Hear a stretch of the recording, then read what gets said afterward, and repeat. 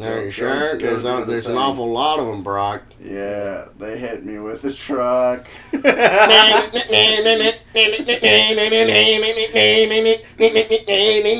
you get the idea. Does that exist in a recorded space now? Yes, it does. Wow. It does. Hey, everybody in the TBD podcast world. It's your two standard big dudes, Patrick and Etienne. You can call us 21 and I guess... I don't want to be 24. No, I was be going to say... Kano. Well, I was... Oh, I'm So not we're like, different iterations of the same character? But, basically, I was going to say... Kano worked for two people, but no, I was actually thinking one of us would be Sergeant Hatred, and I'll take Sergeant Hatred. Okay. So, Sergeant Hatred and 21, and then over here we got 24, also known as Devon Core. But our see, now I special feel guest bad for because that today. means that our guest is dying. That's But okay. I am already dead. But he sticks around, you know. He's helpful. Not really. Sometimes. That makes sense. He's here the and there. spirit that awkwardly talks to me while I'm masturbating. Yeah. Kinda makes you it know, awkward. it makes sense. So I have to I'm stop. so sick of watching that. For the uninitiated listening here, or those who haven't yet picked up on it, today we are doing the wide, wonderful world, and I know I say that every fucking podcast, of the Venture Brothers. I don't know why it comes out of my mouth. It just comes out of my mouth. Maybe I'm channeling dead crazy people. Maybe it's a cry for help. Definitely. Yes. But, yeah, so I have to start with an apology. Because I slept through my alarm today. I have not seen 100% of the last two seasons. I have, however, already spoiled everything for myself so you guys don't have to feel guilty. I read plot summaries of every episode, and then I watched the first and last episode of Season 6. As well as, most of half of Season 5, I guess. So you at least watch all this in Gargantua too, right? I did not see that. Okay, because that's the special that's the lead into Season 6 and major shit goes down. It's like the most important shit. I am glad that it actually happened on camera, because that was something that irked me, where I was like, that didn't happen. But none of the copies that I bought from my local video store, which I support, included blockbuster that video. Sunset video. Yeah, included that special, unfortunately. I only got A Very Venture Christmas, which I love, but... Well, all of the specials are excellent, in their own way. I mean, even the Shallow Gravy documentary, it had that, but I didn't have time to watch it. Nor could I watch A Very Venture Halloween, unfortunately. Leather, Jack, it's smoking, Jack, by far the worst Ross, song. Jacket. It's excellent. You're a heathen, Patrick. I am. I'm sorry. I am, and I'm proud to fucking be so. It's the same way that I'm not happy about goddamn Axl Rose running AC/DC. Let's not get into I that would one agree today. with I'll fucking get into it whenever I goddamn please, because I'm angry about it. That's a very Fuck understandable that. thing to be angry They fired about, my goddamn friend. Brian with a fucking email. They gave him your services are no longer required, and hired Axl Rose, who now we're not gonna get fucking Guns N' Roses back. Sorry, I'm done. That's cool. I'm done. Boy, he was still alive. This wouldn't be happening. We all hurt, Patrick. We all hurt. I know. Do you mean Bowie or the Sovereign? Both. You know that shit's the same person. So I assume that he goes down in that same one, where Gargantua 2 goes down. Well, yeah, I'm assuming you watched the first episode of Season 6 where they're Yes. like, the Sovereign's dead. Right. It opens at JJ's funeral with Dr. Venture getting all the money in the well. Yeah. Right. All Rusty's the money back, in the baby. well. Yes, that track was fun, especially at 1.6 speed. Also, so the opening and closing credits at 1.6 speed is one of the best things I've ever fucking experienced. Dude, I'm not sure I could picture that music sped up that much. Fucking incredible. Fucking incredible. I giggle every single time. But I guess, if we're going to discuss this show, we should start at the beginning. Start all the way back at The pilot? Yeah, The Terrible Secret of Turtle Bay. And I mean, go for it. It's funny because there's such a departure from the pilot and everything else. But watching everything in a condensed space, because I went back and I watched the pilot, there are, like, definitely, you know, you see the basic beginnings of what is to come. Like, I definitely still love Hank's character, Hank is one of my favorite characters throughout the series. And, like... Especially once you get to season 3 and he starts blossoming. Right. And you definitely have, like, the first couple, like, edges of, like, great lines from him, even. Like, the whole bit about, like, you know what they say about, you know, mama's boy is like, hey, Hank, we don't have a mom. Oh, yeah, but, like, Mom Venture didn't raise no fools. We don't have a mom, Hank. And there's the awkward kicking the air shot where it pulls out. Oh, gorgeous. Well, I totally feel that because I was actually talking to my roommate about this last night. I took a brief break to make pork chops. I ate 3 pounds of pork chops. That's terrible. You don't have a problem. I know, not in any way. Pork I'm not chops addicted. are the ones that have a problem. They got consumed. Yeah, you know, I feel like Captain and his trank darts. No, but it really did start as 100%. We're making a joke about Johnny Quest. And the fact that they built it into such a textured and complicated universe. And you can, like, watch as they're like, all right, we're going to add in this whole other end of cartoons and kid shows. Mm-hmm. And now this whole other end of cartoons and kid shows. Here's this whole Marvel expansion that we're including into it. And watching as they, like, layer it in, like cold stones with toppings. We're not getting cold stones. I know.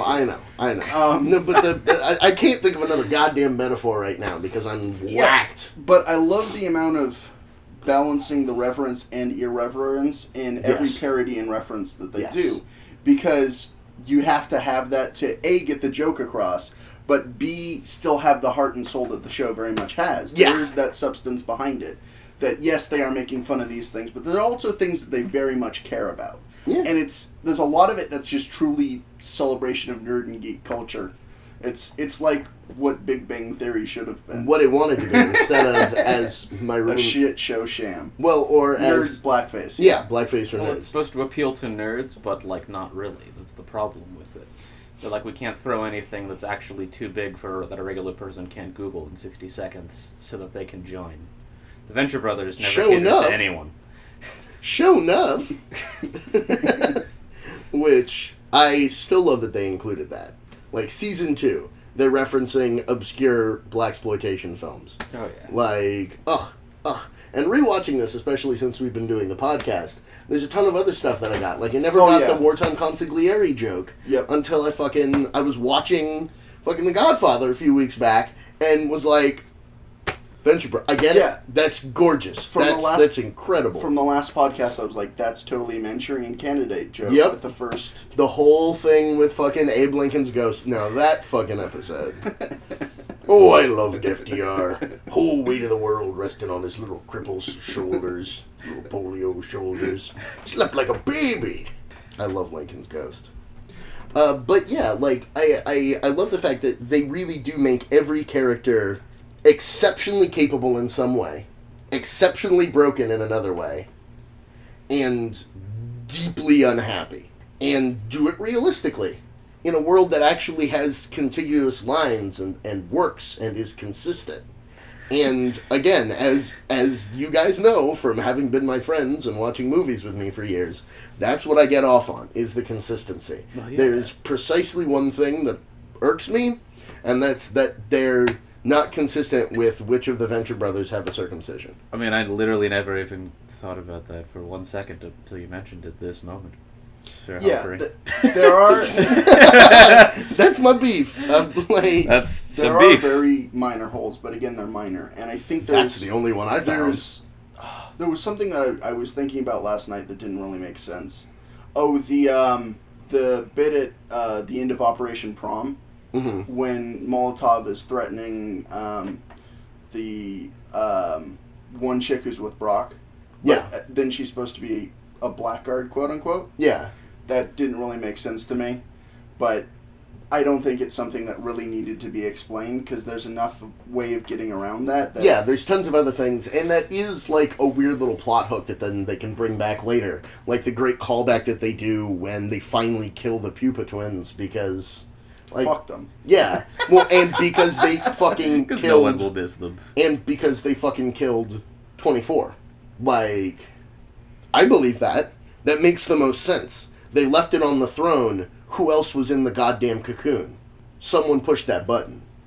And I think it's the Pupa Twins. I agree with 2ton21. Those dirty traitors. I mean, fuck them. Yes, but there's enough other elements in play that, like, I don't think you can derive clear blame from that. No, you can.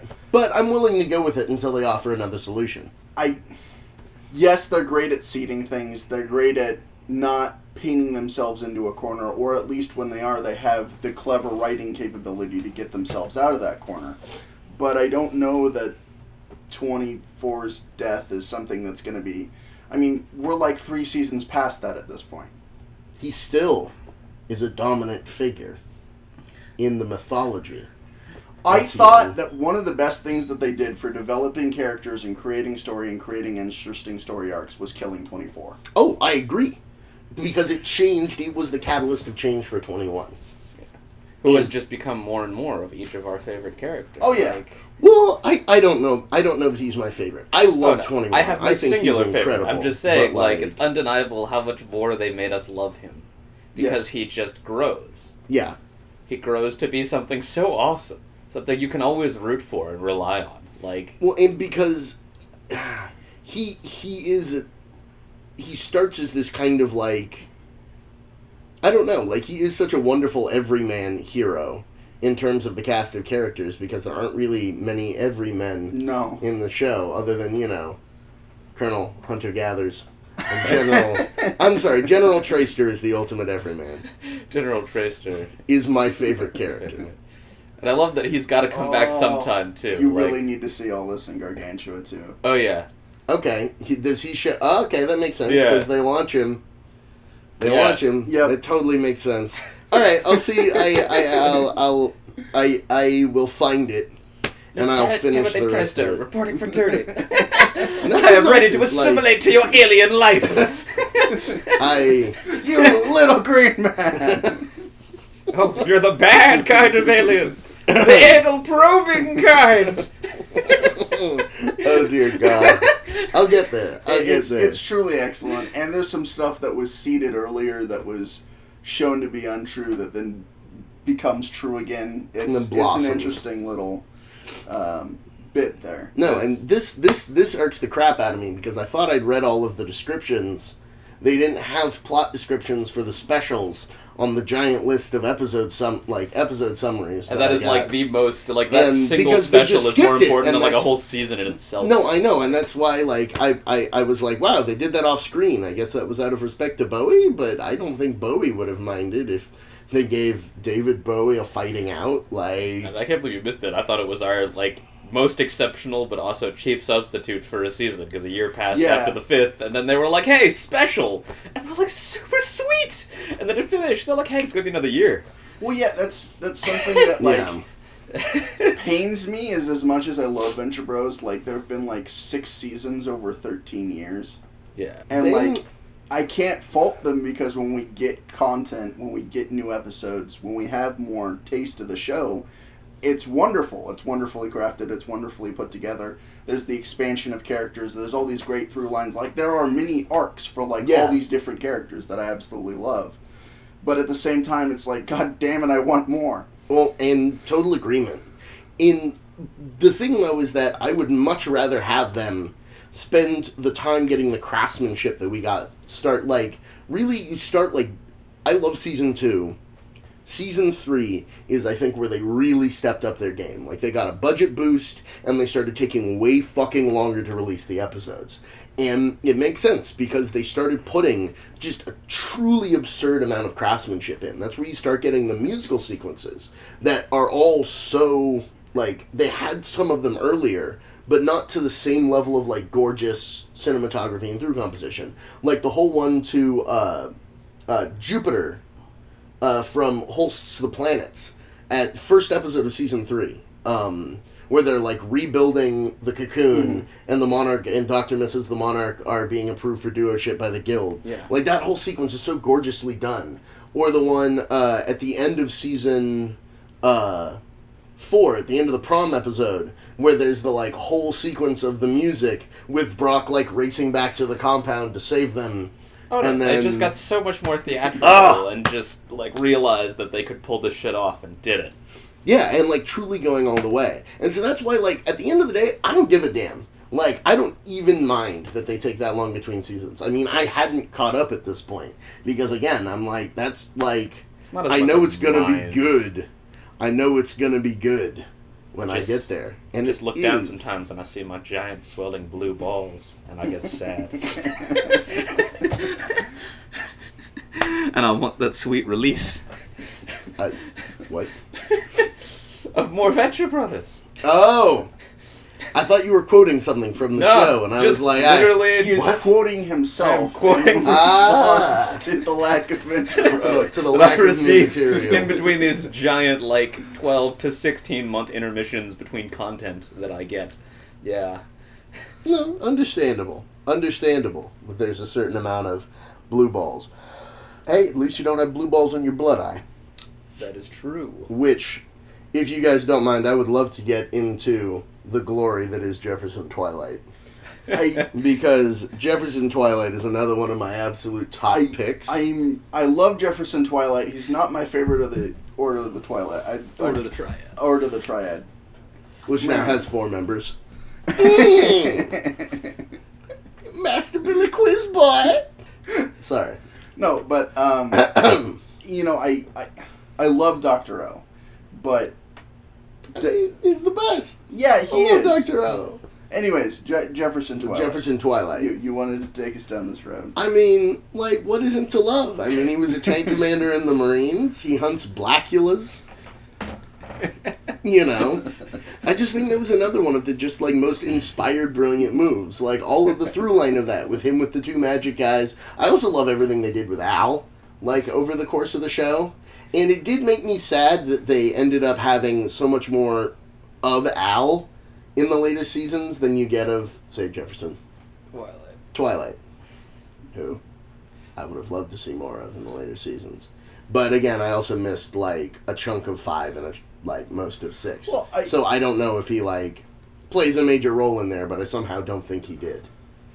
There's a bit with him, but, like, there's not stuff really that features him, like you were saying. That, like, there is more with Al. Definitely Order of the Triad comes back, and he's part of that. But after the season where they're introduced and there's the main storylines about them, they no longer really take the spotlight. It doesn't really happen again. Which is too bad, because I loved all of that stuff that they did. Like, the whole What Goes Down Must Come Up is one of my favorites in the entire goddamn series. Like, so fucking choice. And it, of course, gives us the Jefferson Twilight. You got, like, pants. Like, extra pants. Line after they all, like, crap themselves. And that's, like, just the writing in that, I'm a fire starter. For no reason. Yeah, like... Excellent. Well, they got VH1 Classics. And we're being constantly pumped full of hallucinogenic drugs for, like, 30 years. Like... That whole subculture that just gets wiped out. Like, that whole madness. Also, beaver inspectors. Wait, beaver inspectors? It's how the Monarch and Dr. Mrs. the Monarch get into... to plant the bombs at the end of Season 5? You know, it's the end of Season 5? Yeah. Yeah, is the whole beaver inspector ruse, which I adored. Like, the entire... It was, like, perfect... Star Trek technobabble just about beavers. And I was like, you're channeling it. You're channeling TNG right now. Which, Doc Hammer and Jackson Public, you know, if you're listening to this, like, I want you to know that deepest respect, and I hope that you appreciate the compliment I just gave you of saying you're channeling the TNG. That's right.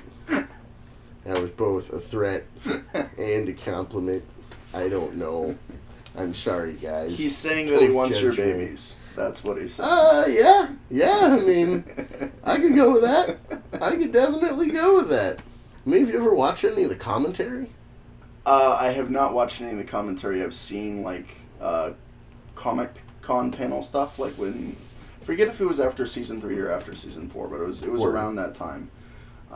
Because that's when Adult Swim was still more open with their shit, and they'd have Comic-Con panels posted online, and I'd go there frequently enough, so I'd be like, oh, what's this? What's this? Something very wrong. What's this? What's this? I can't remember the Robot Chicken Hanukkah one. It just ends with, this sucks. This kind of sucks. Which, so much of that, they do such a perfect job, again, and I know I said this before, of matching, like, the incredible capability with the incredible, like, flaws. Every character is Superman, and every character is, like, utter poop at everything that isn't their, like, Superman area. So, like, Hank becomes completely indestructible. Oh, yeah. Oh, yeah. The Venturestein episode. Yes. So fucking choice. The entire, like, I don't know, like, the whole thing with the Che Guevara thing, like, truly expanding. Again, the world expansion. It's constant, and it's pervasive, and it's amazing. They never stop, man. There are no limits. Yeah. There are no boundaries. They keep exploring it. And, you know, they're completely unafraid of doing just the most awful things on camera. Like, rewatching, like, all the way through the show, I realized how much pedophilia there is. Well, specifically around Sergeant Hatred, that I can't believe. There's a Not lot just of Sergeant Hatred, the like current Captain Sunshine. Yeah. Fucking, I can't even, there's stuff even with, like, the Monarch and shit like that. There's tons of other stuff, like, half the male main characters have, like, fucked somebody seriously underage. Like, I was just like, Jesus. Stuff like, with the doc, too. Yeah. Like, and I was just like, that's really a really big glad fucking that they're thing in the keeping that show. storyline going, but it's, like, very, like, undercurrent. The, like, it's not hitting you Doc in the face every being, time. Dermot's father. Yeah. After the, and the whole creepy thing with Hank and Yeah. That happens. yeah, a couple of times. Like, Sergeant, I got some news for you, but I can't tell you what it actually is. because oh my god, But the good part, you had sex! and it was awesome, and it was amazing, and the rest of it you really don't need to know, but I had to let you know, man. I also love the, like, it's almost like a throwaway line, but it works so well. The bit from What Color's Your Clean Suit to start episode 5 at the very end, when Dean's kind of having a hazy memory, is like, I don't really know what happened. I think, I made out with this chick, and I think the hottest girl there was my queen, and I beat this guy to be ruler of the world, and Hank's just like, oh, check your watch. It works for me sometimes. Loved that. That was a great call out. Also, just the, like, you've been here for like 2 months, and you already have legends of the Chosen One. Oh my god, that episode was fantastic. That is, it tops the whole 5th season entirely, honestly. My favorite for me is OSI, I Love You. The bits that are built in with that, with the whole Sphinx operation, with the potential double-crossing espionage within espionage, the layers within layers, I mean, the misdirection that's laid with the destroying the power armor, with the fact that Maul is still with them, that's technically, she's good, after everything that just went down, like, that technically just all the layers of double crosses. Oh yeah. Which in is the world of professional villainy and professional anti-villainy. Yeah, well, the professional spy shit. Everything that Hunter talks about. Everything that Hunter talks about. Yeah. The fact that he misses his breasts, Yeah. I mean... I miss my breasts! Inside of me there is a woman crying for freedom! Yeah, where they're all like, we have no secrets from each other, son. I would masturbate 15 times in a day just to see if I could. I don't remember what all the rest of them were. I love that rant. And also the fact that they just simply can't, like Hank does pass every test. And that's something that I love about watching the progression, is that the kids don't actually die after the end of season 1. So, they don't. There are no more clones activated. And they get to be more themselves truly. Yeah. They Right. actually get to come into their own because their bodies and brains are still joining, which is part of why they're so bad at what they do at the beginning.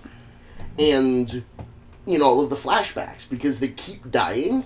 Right. And they don't have time to actually get back up to full capacity. So you actually get them developed for 2 years, 3 years, 4 years after that. It's awesome actually watching as they expand. Because the Venture family is incredibly hooked up genes-wise. I guess. 3 generations of super scientists. And, for as much as Rusty is a fuck-up in a lot of ways, he mastered human cloning, and he does a ton of other shit that's incredibly impressive. He just never manages to monetize it, because it's always weird and, really obscure. The Joy Can! It's powered by an orphan soul, and it's a holodeck from Star Trek. He did That's do that psychic. on his own, didn't he? Yes! Wow. 100% on It's his a own. horrifying thought. He does tons of shit 100% on his own. Brilliant, actually, really solid shit that he's able to fucking do. He brings a guy back from the dead. He's just not a rock star like his pop. No. Or his bro.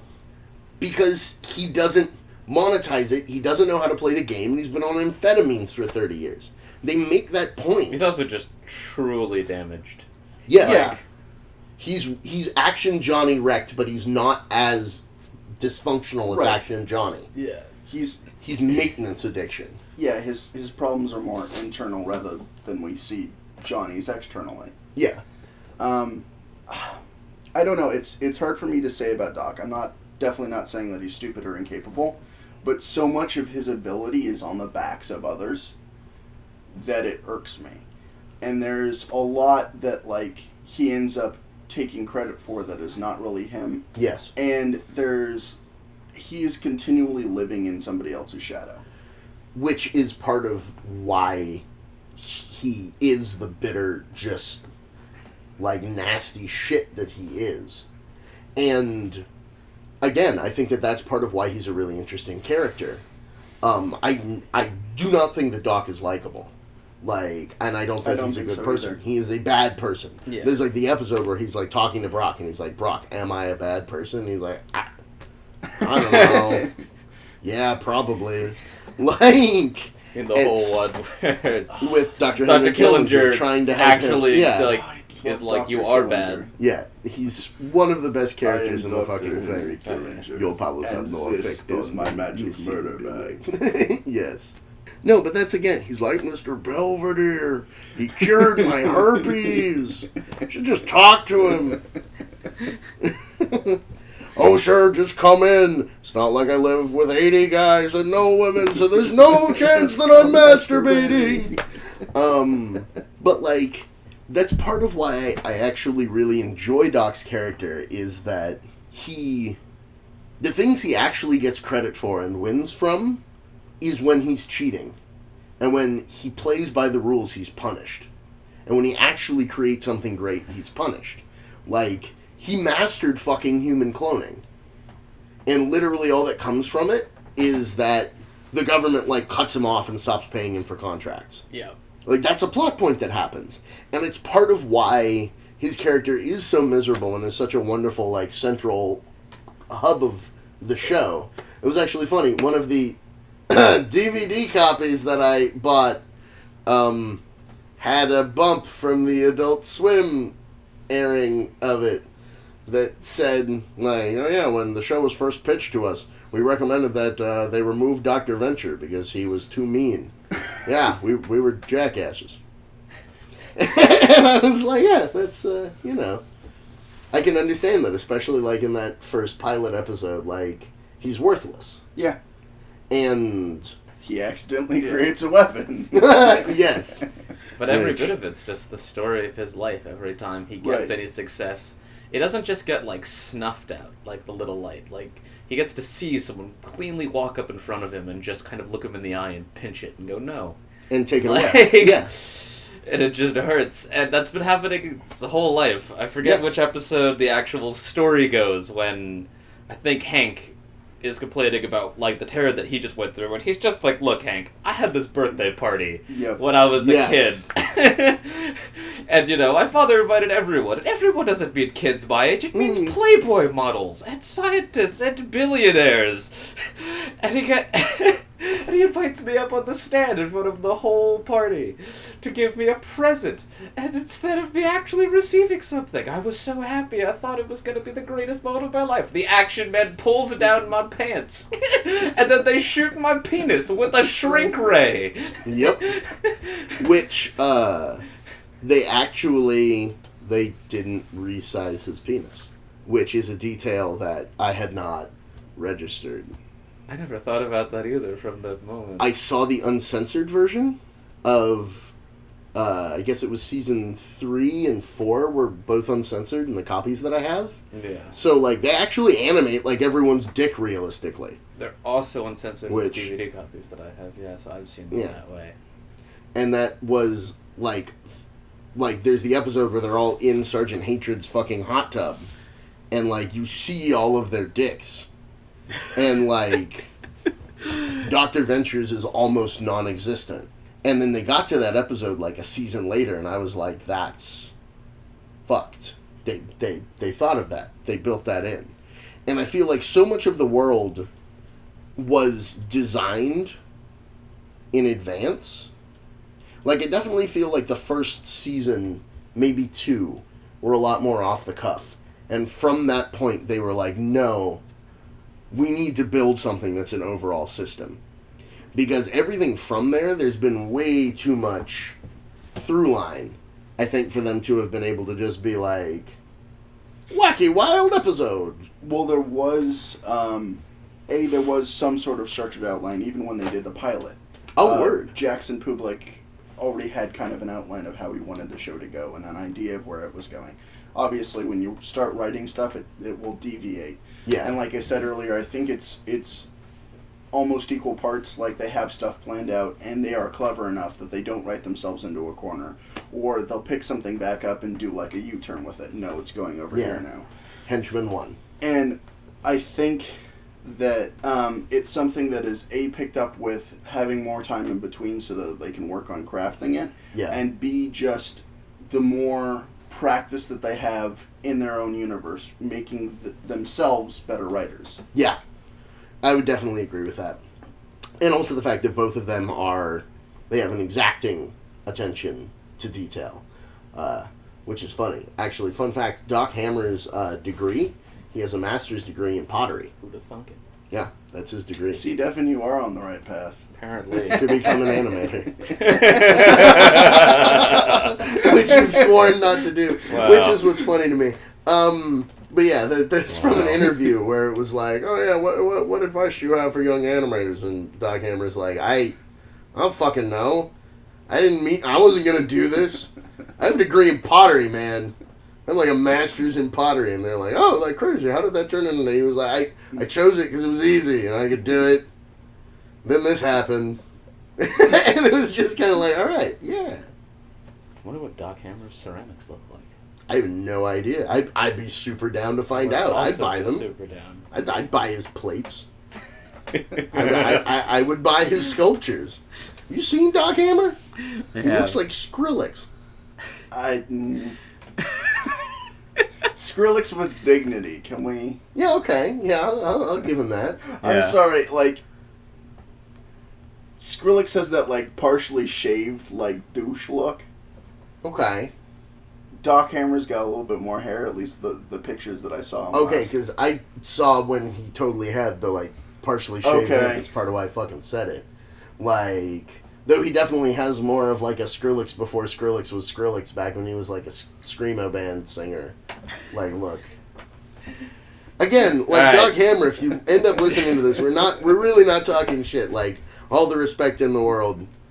No, we love you. We love Venture Bros. Fuck Skrillex. Yeah, you know.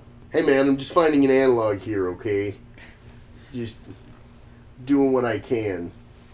You know, humping Venture's robot to try and get the spark back in my marriage. Tattle on me, Dean, and your training will be complete. Like, the best cover in the whole fucking show. Love that shit. Love that shit. Also, I realized we haven't actually explained this show really for any listeners who aren't who are not of the conoscenti. I mean, I feel like this cast is for people who have watched the show and just want. Well, but not all of our listeners have seen the Venture Brothers throughout. So, I mean, we generally try to give at least a brief if they've description. seen part, they got some mad spoilers today. Yeah. I mean, yeah, that's accurate. That's accurate. But, I mean, you know, well, yeah, it's basically just Johnny Quest, but it's Johnny Quest in the future. And I did actually already say that, so never mind. I'm a dingus. I've gone full dingus. It's an action comedy drama that's centered around a family called the Venture family.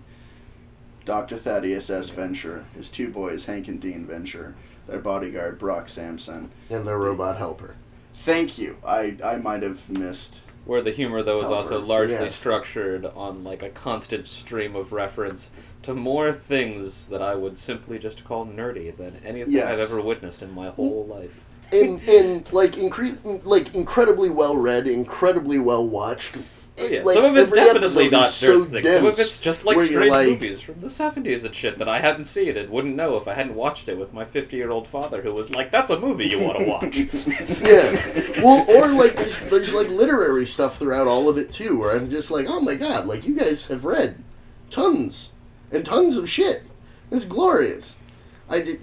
That brilliant writing, and it weaves together essentially all of the tropes of Hanna-Barbera cartoons and children's shows, like action children's shows of the 60s, 70s, 80s, and 90s into one tapestry of human failure and crushing depression. Which doesn't sound fantastic when I say it out loud, but, you know, they will soon be forced upon the Rainbow Bridge to Valhalla. That doesn't sound anywhere near as menacing as it did in my head, did it? Oh, the Monarch. But yeah, no, I'm just sad that Werner Underbite. Okay, another pedophilia thing. Yeah. Like, True. rape and pedophilia thing. I knew that there were more. Like, I just kept, like, being like, oh my god, it's another episode. Oh my god, it's another episode about pedophilia. Like, Jesus. But, Fifth season has some rough patches like that. What? Fifth season has some rough patches like that. I'm assuming that was when you were hitting it, because that's when I think the, like, largest concentration... Of the pedophilia stuff happens? Yeah, there's, like, the whole solid episode about Sunshine that's, like, always a rough watch. Oh, no, that's then- that's season 4, actually. The one with him and Hank? There's one in season 5 then as well, if you missed it. Oh, since you only Jesus. saw Yeah, part. I must have missed that one. There's like another one. Oh, my And it's God. like worse than the first one. Oh god, that episode. Oh, man. Because I know he has a new Wonder Boy at the end of season 5. Yeah. There's always another one. There is always another Wonder Boy. Boy. Another one, Captain? Which, no, that's definitely... No, I was actually talking about, like, seasons 2 and 3. There's a frightening concentration of them. Yeah. But Werner Underbite was always one of my favorite antagonists on Yes. the show, because he's, like, equal parts unpleasant, like truly, like, awful unpleasant, and total... Again, it's the everyman thing that they're able to, like, bake into every character. And having the, like, Doctor Doom thing. Plus, how can you hate on a line like, say hello to goodbye, Dr. Venture? Which is one of my favorites from all of that shit. Well, I love all of Unterland, too. Like the cat clops, girl Hitler. Girl Hitler. You mess with the girl, And you get the Hitler! Cat clops. I still don't know what the fuck, how the fuck that came up in the writing room. Like, so instead of an eye, he has a cat head in his forehead. I think one of them just pictured the most brilliant scene when he stands up in front of Brock and tries to stop him, and Brock grabs his whiskers and yanks his whiskers. Oh yeah, and then they walk out. I feel like We if can't I had just pictured let that, you I would have leave. had to make it from that moment. I would have pissed myself on the floor and then gotten up and written the scene. I mean, I feel that, but that, of course, happens in the second episode with Cat Clops, which is over a season after his initial appearance. But then again, we have also talked about their through composition, which makes sense, because the Tiger Balm scene is still one of my all-time favorites in terms of villainous madness and, like, crazy over-the-top things. Which also, I'm so glad that they reference back to the giant marionette that the Monarch used to torture Dr. Venture in that one fucking episode. Yeah. In the final episode of season 6 with, Red Death. Being like... Because one parody was not enough. Oh, in that episode? In his character. He had to be both a Horseman of the Apocalypse and... Oh, yeah. Red Skull. No, that makes a lot of sense. I loved everything that they did with his character in that episode. But, like, having that callback would be like, oh, yes, I love your work. That giant marionette. That's simply wonderful. And, like, there's some truly great, like, villainous plans. Like the Candiro, a naughty little fish with a penchant for swimming up a man's urethra. Sorry about that, folks. We had a brief break in here. Let's call it technical difficulties. The lightning cannon, it was crap. We had to jettison it. Had to do a whole Darkest 7 maneuver to fix the microphone so that it seemed like we actually had like a minty fresh death. I don't know. I got nothing here. I'm running on fumes. But in terms of like ridiculous villainy, the replacing their blood with acid and feeding them to sharks that the Monarch does, or even just the sheer concept of Trucules. Like, I think Trucules is my favorite background villain that is just, he never has like a major role. Right. Other than the one episode where he leads the charge to beat the shit out of Zero during the Zeus episode, and I was like, that guy is fucked. Like that is the first time I've seen Trucules activate, and this guy is done. He's Trucules. He's half Hercules, half truck. Like, yeah, I wouldn't fuck with Trucules. No, it's like fucking with Ghost Robot, unless you're 2-ton-21. Yeah. Which, I do love that the entire... I don't remember the name of that superhero squad. But the one that's Captain Sunshine, Ghost Robot... Oh, yeah, I don't... I don't remember the name of that thing, but it's basically the Justice League. And, yeah. No, I love that they're actually just the news team. All of them.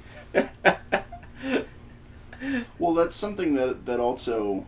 comes back because there's the bit from season 6 with Wariana and her her personality, her character, and then her news character, and like the multiple different facets of her character and balancing them. Cool. And that's something that I've read descriptions about, but I haven't actually seen the application of. I like that a lot. Devin and I had a loose conversation about this. Brock's involvement with her, I definitely like and I think is interesting, but it's also weird because I think it's the most distracted I've seen him from his job. Oh yeah, for sure. Well, but he has, I mean, he always fixates on people who are his equal in some way. And I mean, like, she beats him in a fight in the first episode where they come head to head.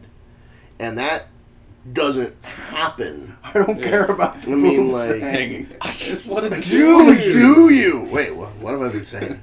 And like, the only other two people I think in the entire show to be able to pull that off are Molotov, the first time that he and Molotov fought, and Ginny from the Dr. Quim episode. Oh god, yeah. Which is just getting a good fight out of this chick. Yeah! Like, I love that one, like, because it's in the corner, like, they're fighting, and it's just Brock's face comes up, and he has this giant grin, and he's like, fuck yeah! Damn! Getting a good fight! There is, like, he definitely does appreciate people who he sees as equals or as challenging in some way. I'm not disagreeing with that, but a lot of the facets of that are still related to his job. Yeah. I mean, the stuff at the end with Red Death, and he's like, holy shit, this is this live fire drill. He's like, fuck yeah, why can't we do this every day? And he just launches a sweet diving board jump, tackling Red Death off the horse. In swim trunks. Yeah. Because fuck everybody, it's Brock King Sampson.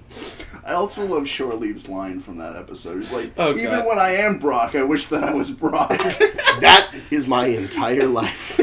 Like, Hank just standing there like, you understand now.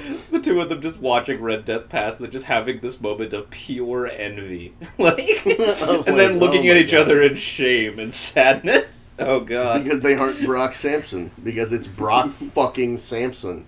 Which I'm so happy he's the goddamn bodyguard again in season 6. Oh, like, yeah. As much as I enjoyed what they did with Hatred, dude, well, pedophilia and everything. They're the team now, and it's actually kind of super sweet. I mean, but yeah, it just... again, I've only seen the first and the last episode of season 6. Oh, yeah, no, they, after episode 1, Hatred... because Venture fired everyone in the company, he becomes the one lobby guard. Oh, I know. So the two guards in the building are actually Brock and Hatred. So, they get rolled on by villains, and Brock goes down and he's like, well, what do we got? And Hatred's like, well, you got the crap you see lying around, and this old bodyguard who doesn't actually have a gun, and your pistol, which is clearly not loaded. Yeah, because Brock doesn't use guns. They make that point very clear. Yeah. No, there definitely seemed to be some of that, but in that final episode, he literally just walks past Hatred and is like, yeah, go fuck yourself, point that flashlight somewhere. And Hatred's like, man. But Hatred goes through some shit in those other 6 episodes. Good! And it's good. Yeah. It's good. But again, that's it was part of why when I was originally watching, they had a break halfway through season 4. When it was being released, if I remember correctly. Yeah. And I got to they get to the Bright Lights Teen City episode, and then there was a break before they ended the season. And I watched those 2 episodes, and they were amazing, but I was like, I really am not the biggest, as much as I like that they're expanding Sergeant Hatred, I'm just I want Brock here, because I love Brock, and it for me was part of why I didn't immediately jump back on it when it came back. And also season 4 is such a departure in tone. Rewatching it again, I loved what they did in season 4, but it really is a radically different fucking tone from the earlier seasons. Season 4 a lot. It may be one of my more favorite seasons. Yeah. And I think that's mostly because of character development stuff that goes on in it. And Agreed. I like what they did with Brock and Hatred coming over to be the bodyguard, because it allowed expansion of those both characters outwards. Oh, absolutely. And I love all of the stuff with Sphinx, that. Yes. That arc, and I guess the second mini arc in season 5 with OSI, I Love You, which again part of why that may be my favorite episode from the season is I love all the Sphinx stuff. So while Hatred is definitely not one of my more favorite characters, I love that whole progression because it allowed Brock to grow in a different angle. Yes, and that I completely agree with. And again, rewatching it, I really, really enjoyed what they were doing with the expansion, because I came back to it with that idea. It was when I was originally watching it, was one of those, this is really, really good. It was your issue with the most recent season of South Park, was I was like, this is really, really good, but this isn't funny, or isn't as funny. There's so much of that season that, especially rewatching it, I was like, I'm not laughing at very much, but this is all incredibly well done. Mm-hmm. And rewatching it, that was definitely my same reaction, but more so on the positive side, because it was also, pushing through at that may be 1.6. something. I like Venture Bros a lot. I definitely think that it's funny. I remember, of course, catchy one-liners or small bits or jokes. Yeah. But so much of the appeal of the show to me is the drama and the action and the characters themselves. Yeah. So there's enough there that carries it even when the humor's not consistent. I 100% agreement. At the time, I was also, like, problem binging on gin and, like, really high all the time. So you could relate to the characters, but not in any sort of good, coherent way. Yes, correct. I wanted to be entertained. I was like some kind of I was like Ned. Alright? I was like Ned at that time in my life, and I didn't want to give little man the brain vein. Ned give little man the brain vein. Oh, Ned give little man the brain vein. Ned protect little man. Ned love little man. I love Ned. I love everything with Ned. I hope that they bring back the rest of the Impossible family and that they didn't all die on Gargantua too. No, okay. It's yeah. again, you can spoil it. Like I've already seen bits. after it. They make it very clear that everyone gets off, though. Other than JJ. Yeah. Right. Who they give a reason why he stays, too. Right. Further. I assume it's to save everyone else because he goes down like a hero. No, it's not the reason. Well, kind of. Well, I thought the main point is he's going to go down anyway. Right, that is definitely the main point. That is, like, by far... But he realizes that he can do more to save people. Yeah. So he does. Yeah. But it is all this, yeah. Because, I mean, at the end of the day, he is good and he's capable. Like, his main downfall that's played out in that episode is his naivety. Yeah. Yeah. With the whole thing with the investors. Well, yeah. And he believes in the goodness of people. Right. And that was always an issue for him. Especially since he's dealing with his brother, who we talked about earlier. Is neutral the evil, worst. if we're talking in D&D terms. You have neutral evil versus lawful good. And, like, even the whole... Also, I love that Doe and Cardholder turned out to be traitors. Like, that. Oh my god, because Doe and Cardholder are one of my favorite through lines of that fucking show. Even though they only get dropped in season 3. Like, their entrance in that episode, the amateur lepidopterists. Every one of their quotes. I like the cut of this guy's jib. I like the cut of his hair. She were a woman, I'd marry her. And if she were a woman, I'd jeopardize our friendship by nailing your hot wife. Talking about the death ray. Oh, glorious. But yeah, I loved that. And all of the treason. As we said earlier, all of the back and forth. All of the treason. Treason and betrayals that happen in everyone. Damn it, I've been double or possibly triple crossed. Just the season of the Monarch assuming that 21 is undercover and just believing it until it is true. Like, he literally believes it until it just happens to be true because there is a very special angel protecting the Monarch's completely jacked up, fuck up ass. Yeah. Like... Oh, yeah.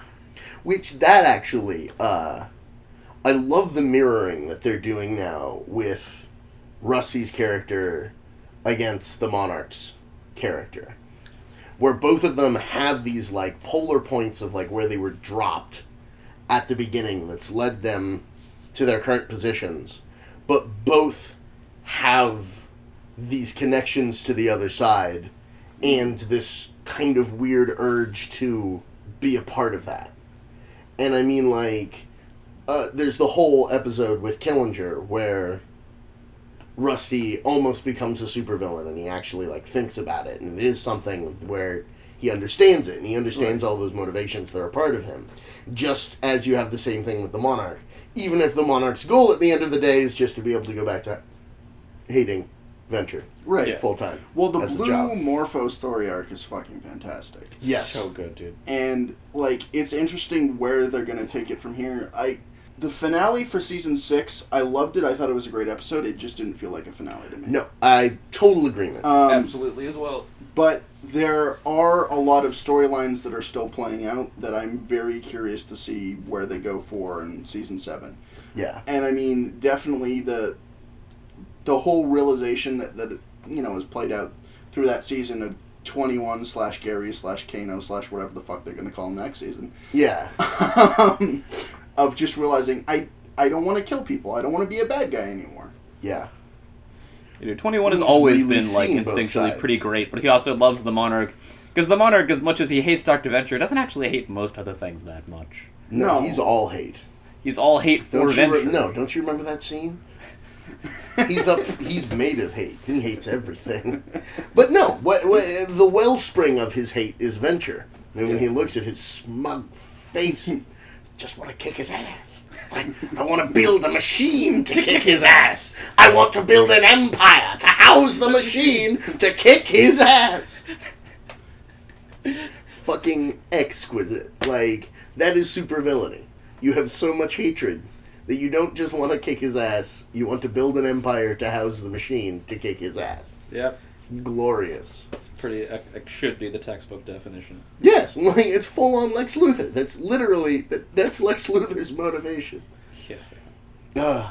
But yeah, no. Like, the Monarch does have all of these other things that he actually cares about and actually loves. And Gary got into all of this when he was young against his will.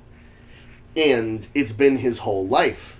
And he's now seen the good side and the bad side and the ugly side and wants to actually be part of the good side. Yeah. Which I think is awesome. And I don't know, is the old Kano still alive? No. When did Kano... Wait. I thought they talked about that, because I thought they talked about... I thought it was Action Man that talked about Kano being dead when Hank went to stay with him. No, Kano. He doesn't bring it up in that, because I actually saw that episode, and he doesn't bring that up in conversation, at least in that episode. Kano's just off doing his. He's like completely I'm pretty sure the last time they actually showed Kano on the show is Family That Slays Together. What happens in that one again? That's end of season 3. The whole thing with Brock going off and finding out about the orb and all of that. Wait, in the orb. You're right. The orb episode is that one, yeah, because Brock goes to see him and he is retired and he's just kind of chilling and ends up breaking the pact of silence when he hands Brock the other cipher and then starts ranting on about cooking shows and Brock just leaves. Yeah. Yeah, I guess we don't need to go to a karaoke bar then. Please. It feels so good to talk after all these years. Yeah. No, and that's, again, I didn't see him after that, but again, I missed episodes in 5 and 6, and I don't know if he came back around. Dead. I think Kano's just... I don't think they ever showed him being dead. Again, I thought he was, but I thought it was something that was mentioned in passing. For sure. That's definitely something that's checkable post-podcast, and we can post a little update, comment on the video with a little Kano's dead or Kano's not dead. Question is answered. Regardless. Because that would be an interesting thing to bring back around as well, because if you remember, they still haven't answered the question of what happened to the elder Dr. Venture, to Jonas Sr. And it's implied in the Orb episode that he was killed by Kano, but he was still silent when he was working for Dr. Venture. So knowing that he worked for the Blue Morpho before that, and that they died in a plane crash, the vow of silence might have been because he caused the death of the Blue Morpho. So that was a thing that I noticed, and I'm not sure if that's something that's explained in what I haven't seen yet. It was not featured in any of that. I was just offered candy. You never know when candy is poison, dear listeners. Well, all the food is poison, Pat. Yeah, I mean, yeah, except for their butts. Their butt meat, which is fresh. Which, I don't know it's gotta happen. It's what he wants. I need to feed on your butt. I am all the villains, my masters. But yeah, no, that was I would be interested to see what happens with that, because as they're exploring the whole Blue Morpho mythology, again, I don't know if they've already explained that off camera, but I kind of feel like they're going to do that switcheroo of no, Kano was responsible for that death, answering that question, but still leaving the Jonas Venture Sr. question open. There's definitely a lot to be explored there. There's a lot that is explored with Blue Morpho background, how it relates to the Monarch and everything. There's season 6 is fucking fantastic. So good. Like, there were times that, like, I would watch an episode and I would talk to Devin, and it would be like, oh my god, what the fuck, holy shit, oh my god, what the that would be like how we started the conversation. And, again, I read the plot descriptions so you can spoil things. That's, like, why I did that. It's not even as much about spoiling. The sixth season is the most amazing to me, because as what we've been talking about, as we've seen these progression in previous seasons of them rounding off the show more and really following story arcs into this grand, continuous, epic idea. Season 6 is, like, truly, like, they're hitting it. They got such a roll on. They put everything in a place, and everything has purpose, and it all just locks in this hilarious way. Like, it's... you gotta do it. You gotta actually witness the magic. No, I'm going to... I have them on DVD. Well, see, every time you just say that now, I kind of want to strangle you. It's not like I have a direct problem with it, but I have a direct problem with you now, motherfucker. I mean, I can understand that. Hench has killed Hench. Hench has killed Hench. Hench has killed Hench. Hench has killed Hench. Run, you fucking pupa twins. Like, ooh. I guess you don't see them die on camera so they can come back. I mean, the implication is that they're fucking dead. Okay. I hope they never do. Because fucking knife. Fuck Tim Tom or Kevin. Cut out his tongue with a knife. I'm sorry. Cut out his heart. I'm just gonna miss those adorable little moments. Oh yeah, honey, we miss them too. Yeah, fuck Tim Tom and Kevin. I saw Mum's panties. They were white, Kevin. White. You know, it's not necessarily to the same point that it is in comic books where characters can come back, but like you've got a show where, you know, there's a necromancer, there's cloning, you've got actual like Venturstein that's come back to life. Methods of there are characters that are going to stay dead, but I'm not saying that I'm ruling out a character that's dead from coming back. No, I just think that it makes it far more unlikely, especially if their death was a big plot point, because they actually have not reversed any of the major deaths. That was actually a weird thing that I had about the fact that, 24 goes to Orpheus and is like, res my friend, and Orpheus says, I can't, and does not explain why he cannot. But dude, that is the definition of necromancer! Yeah, like, it's a more widely used term now, like magician or sorcerer, and I'm like, but you have specifically talked about the fact that you have worked keeping people at Ronald Reagan was daddy's client until he bounced a check. That is a line that was said, and I was a little bit like, okay, why can't they raise 24? And I like that they can't raise 24, but would have been nice to have more of an explanation of that at the time. Even if it was something like, no, it was his time, and 21 was like, that's bullshit, and it's like, well, how would you know? And 21 is like, shit, and leaves. Like, even something like that, because it's, again, like, I can accept that the characters are shitty and won't do it, but having them not be able to doesn't make sense. Very specific rules to how Orpheus does his magic. Yeah. And I definitely think it's something along those lines, especially since he talks about needing to combine body and soul. And so having one of those elements ostensibly missing, preventing him from being able to do that. But he doesn't go looking for the soul, which, unless it's trapped in Dr. Venture's computer, as we see in Powerless in the Face of Death, I would imagine that it's as simple as casting a spell, because he talks about it like, it should be super simple for me to find their souls. I should just be able to go, whoop, find the souls. And then I'm like, well, why can't even make 24? My thing was more along the lines of the body, of not having a vessel for the soul to go Oh, back not into. having the complete body. Yep. That's a thought. Because it didn't blown to bits. Yep. Yeah. He's only got the head. Though then again, they run around with Dean's head for a while, because Escape to the House of Mummies. Part 2. Part 2. Which... Give me head! You did not just say that. I absolutely did.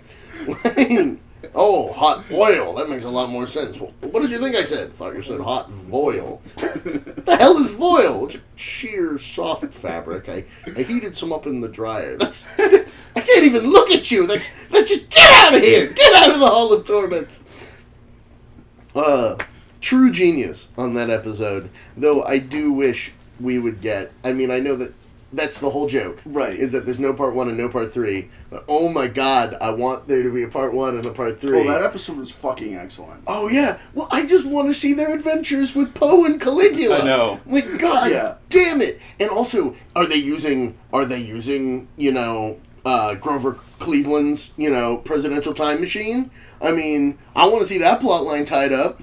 Cause shit, it's Grover Cleveland's presidential time machine. They obviously got it back from the Monarch, because the Monarch hasn't gone back and, killed Venture in the womb. Yep.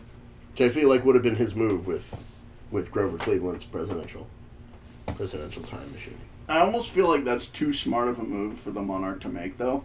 Oh yeah, he would have gone, no, it's too obvious! And then, rampaged off to build a machine to kick his ass. Instead of using the convenient machine that was there. The bits with him trying to torment Dr. Venture when he finally has him under his... the shit with the bell. And then, no, that nerve ending is already damaged. It's far simpler to just cut into a fresh nerve ending. The whole thing, oh god, your breath.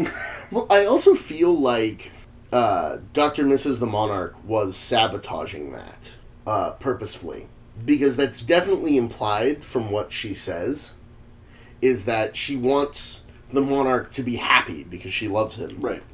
But she also knows that what the Monarch loves is the game. It's the dance. It's the chase. Not having him. If he won and actually someday killed Dr. Venture... he'd have no purpose. Yeah. And that's, again, unless he is able to change, as Red Death is slay your enemy, get over it, and then learn how to do this as a business. Which, if he can do, would be really interesting, but I think that there's also every chance in the world that he would go completely directionless, or that he would end up reverting to hero, which is something that they're implying and kind of setting up. Which I'm totally down with, if that ends up happening. I think that's great on so many levels. It's definitely going to change dynamics with Dr. Venture. Yeah. Especially since, there has always been that clear and present danger, that clear and present rivalry, that clear and present nemesis with not necessarily the Monarch, but there's always been somebody. Yeah. And if the Monarch goes away at this point with the solidification and, how many, former... enemies are now friends, I don't know who that next guy would be. So it would definitely change dynamic of the show. I don't know necessarily. No, I don't think that's likely. And if that's the case, they're also kind of...